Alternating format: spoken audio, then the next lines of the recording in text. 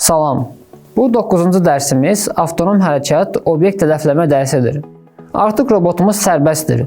O gördüyü hədəfə doğru özü dönüb hərəkət edəcək.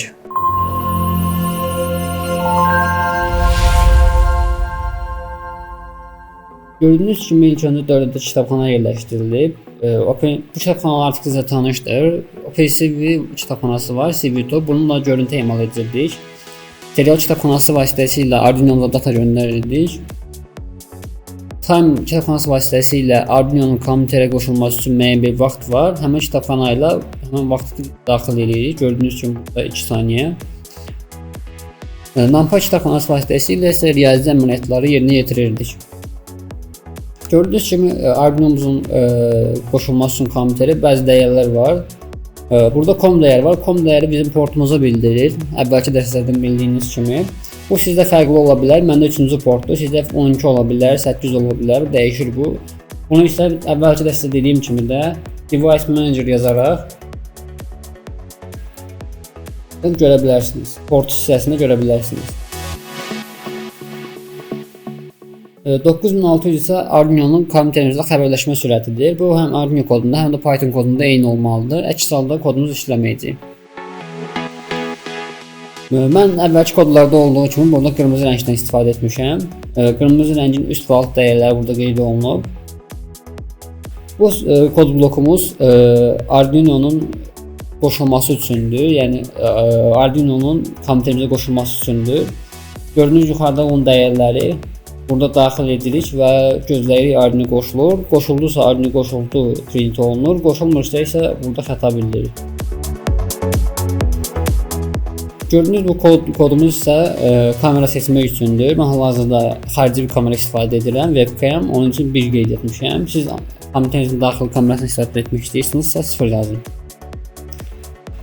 Gördüyünüz kimi bir while true, həmişəki kimi bir dövrümüz var. Çünki biz robotlarla işləyirik. Bu da while true bizim üçün vacibdir. Gördüyünüz ilk sətirdəki kodumuz while true dövründə gələn görüntünü oxuyur və qeyd eləyir. Bu hissədəki dövrümüz, kodumuz əgər kamera açılmayıbsa, kodu dayandırır və həmçinin burada S olmalıdır. Arduino-ya dayanmaq komandını göndərir ki, yəni stop, dayan, yəni çünki kod işləmədi. Bu hissədəki kodumuz vasitəsilə bu kod yenidir. Bu kod vasitəsilə gələn deyəlim hədəfimizin ölçülərini alırıq. Belə açılan pəncərənin kodumuzun analizdə bir pəncərə açılır, görüntü aldığımız. Həmin görüntünün sağ və hündürlük və eni hissəsini götürürük buradan davamlı olaraq. Bu nəyə lazımdır? Məsələn, deyək ki, kameranın mərkəzini tapmaq istəyirik. Hər iki dəyəri bölürük 2-yə və həmin kameranın mərkəzini tapmış oluruq. Bu hissədəki kodumuz artıq sizə bütün dərslərdən də tanışdır. RGB görüntünü HSV-yə çeviririk. Bu daha bizim üçün əlverişlidir, HSV formatında görüntü. Onun üçün belə istifadə edirik. Bu hissədə isə bizə lazım olan obyektin ayırırıq.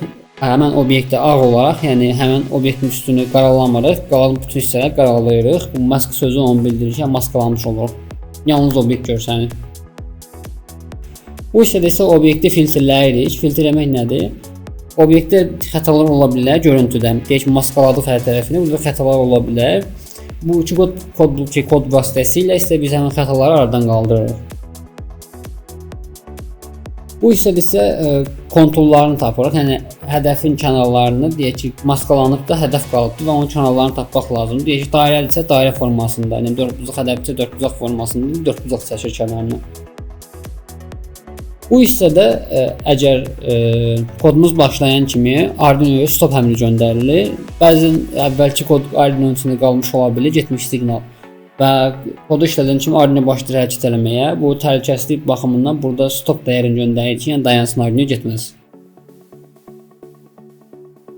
Bu hissədə bir if kodumuz var. Bu o deməkdir ki, əgər hansısa bir hədəf tapılıbsa, aşağı keç, yəni buradakı əməliyyatları elə.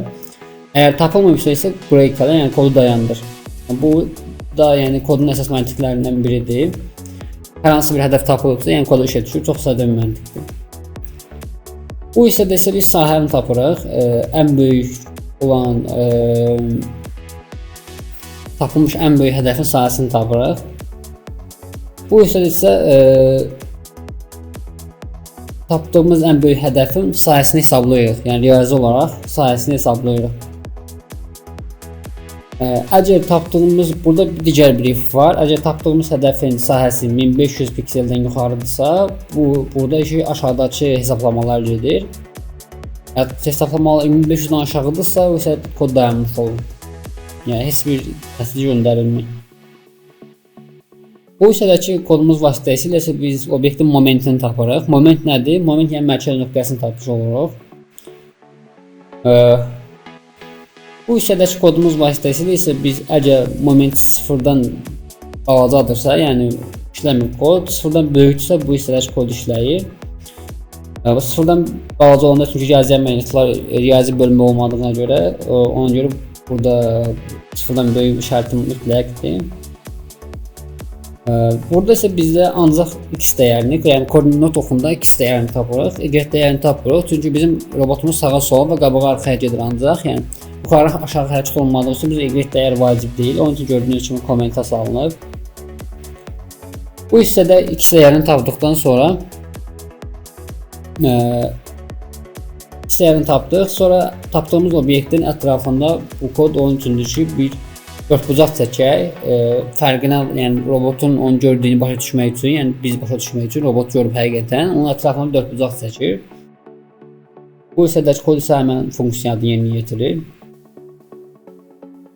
Bu hissədəki kodumuz vasitəsilə isə biz açılan pəncərənin, yəni kamera görüntüsü gələn pəncərənin mərkəz nöqtəsində bir balaca yaşıl rəngdə səhv eləməmişik bir nöqtə qoymuşuq. Sadəcə kameranın mərkəzini anlamaq üçündür. Bu hissədəki kodumuz məntiqi odur ki, gəlin göstərim bir-bir. Əgər x yəni 280, yəni 280 hardasa kameranı düşünün, yəni belə bir paintdə göstərim. Deyəlim 280 buradan hesablayın, 280 gəldi bura. Əgər obyekt bu 280-in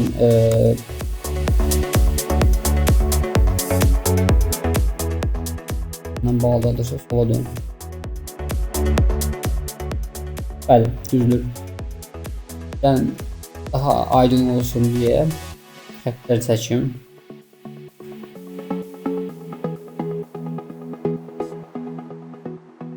Tam riyazi olaraq olmasa da, yəni bölmə düzgün olmasa da məntiq olaraq izah edəcəm.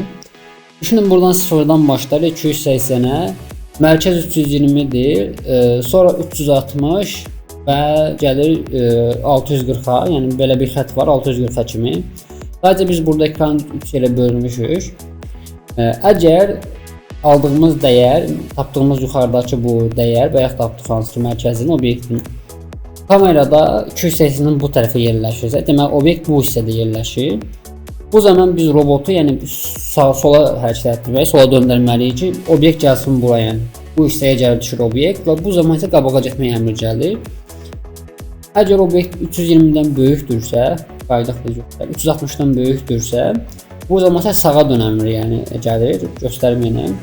Əgər obyekt bu hissədədirsə, yəni biz obyektinlə hədəfi obyektimizlə kameranın mərkəzini ortalaşdırmağa çalışırıq ki, yəni düz ortada olsun, yəni hədəfi üstünə gedə bilər.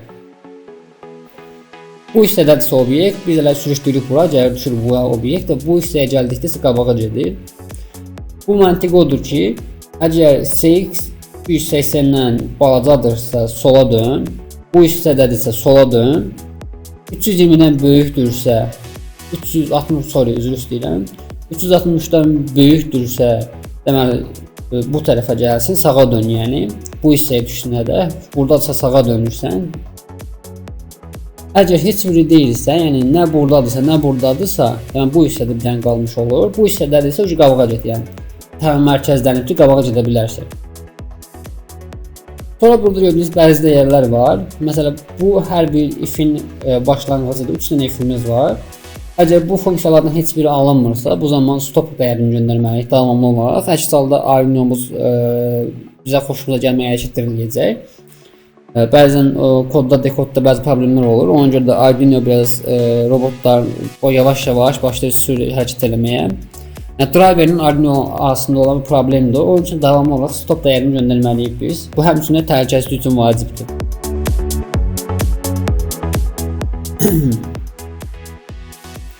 Bu hissədə isə yəni ekranın ortasına, yəni burada da qoyulub. Bunu silmək olar. Mən səhvlə qoymuşam bunu. Sadəcə bizə yəni görüntünün ortasına bir nöqtə qoyuruq. Göstərəcəm mən nöqtəni. Bu isə bizdə ekranı açır. Yəni ekranın açılması üçün olan koddur. Yəni görüntü gələn ekranı. Yenə bütün kodlarda olduğu kimi Q düyməsinə basaraq bütün kodumuzu dayandırırıq. Həmçinin də Arduino stop dəyərini göndərmiş oluruq. Bu hissədə Q-yə basdıqdan sonra bu hissədə kodlar işə düşür. Kamera bağlanır, Arduino'ya bağlanır, xəbərləşmə bağlanır və həmçində açılmış bütün pəncərələr bağlanır. Burada bəzi nüanslar var. Çünki bu dəqiqə kodumuz bizim robotumuz maksimum sürətlə işləyir və burada bizim kod istədiyimiz kimi işləməyəcək. Gəlin nəzərə yetirək. Mən kodu işə salıram.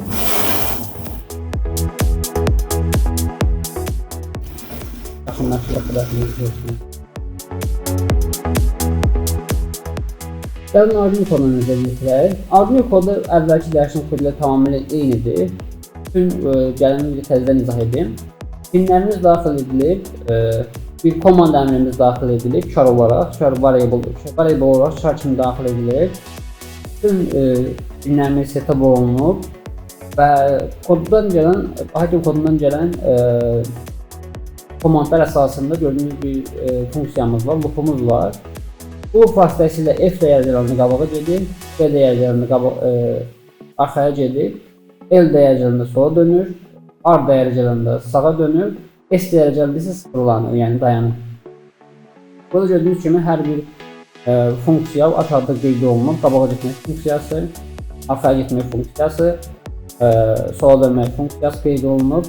Daha sonra isə sağa dönmək funksiyası və dayanmaq funksiyası da qeyd olunmuş. Sizə burada kodu işə saldıqda istədiyiniz kimi getməyə bilər. Çünki elən driverə motorların birləşməsi bəzən sizdə fərqli ola bilər, normal bir prosesdir. Orada kabellərin yerini və yaxud da buradan koddan low, high kimi dəyişərək, məsələn, sağa dönəndə sola gedirsə, low-u high, high-low eləyirsiniz, burada dəyişmiş olur. Ya da driverin üstündə motorların kabellərinin yerini dəyişirsiniz və dəyişmiş olur, yəni düzəlmiş olur. Arduino kodumuz bu qədər, gəlin kodu yükləyək.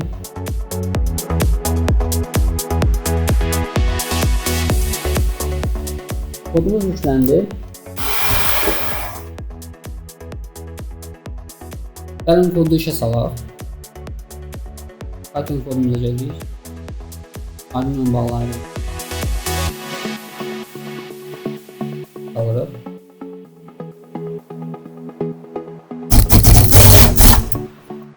Gördüyünüz kimi robotumuz biraz sərt hərəkətlər edir. Hazırda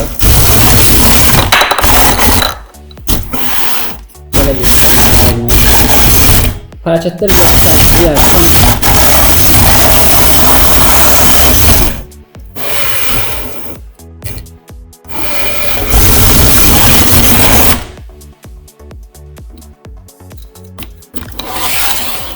gördüyünüz kimi hərəkətlər biraz sərtdir. Çünki hər bir motor, yəni sağa dönmə dəyəri verəndə hər bir motor maksimum sürətlə fırlanır. Buna səbəb olaraq da mərkəzləmə tam olaraq cəsarətləşmir və robotumuz tam qabağa getmir, ancaq sağa-sola dönərək yerində qalmış olur. Və bu problemin həllini biz 10-cu dərsdə sizinlə paylaşacağıq. Bu dərsimiz bu qədər. Ümid edirəm hər bir şey sizin üçün aydın oldu. Çox sağ olun.